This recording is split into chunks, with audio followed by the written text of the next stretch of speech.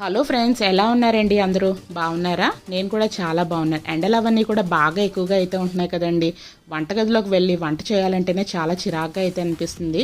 ఎప్పుడైనా సరే నేను వంట స్కిప్ చేసినప్పుడు, లేదు అంటే ఎప్పుడైనా సరే నాకు నోరు ఇతవుగా లేనప్పుడు చేసుకునే ఏకైక రెసిపీ అయితే ఈ యొక్క వెల్లుల్లి కారమేనండి. మంచి టేస్ట్గా అయితే ఉంటుంది. ఫటాఫట్ అంటూ ఒక్క నిమిషంలో చేసేసుకోవచ్చు. ఇక్కడైతే అమ్మందస్తాలో ఒక 5-6 వెల్లుల్లిపాయ రెబ్బలు అవన్నీ కూడా మంచిగా కచ్చాపిచ్చాక అయితే దంచేసుకుని అందులో కొంచెం ఉప్పు, కారం అదంతా కూడా వేసుకుని దంచుకుని ఇలా మంచి పేస్ట్లో అయితే రెడీ చేసుకోవాలి. ఈ యొక్క రెసిపీ అనేది మనం అమ్మందస్తాలో దంచుకుంటేనే బాగుంటుంది, మిక్సీలో వేసుకుంటే బాగోదండి.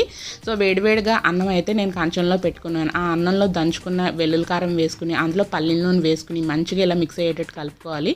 ఇలా ఒక్క ముద్ద అన్నం అనేది మనం తిన్నామనుకోండి, ఒక ముద్దతో ఆగము, 4-5 ముద్దలు అయితే ఈజీగా అయితే తినేస్తాము.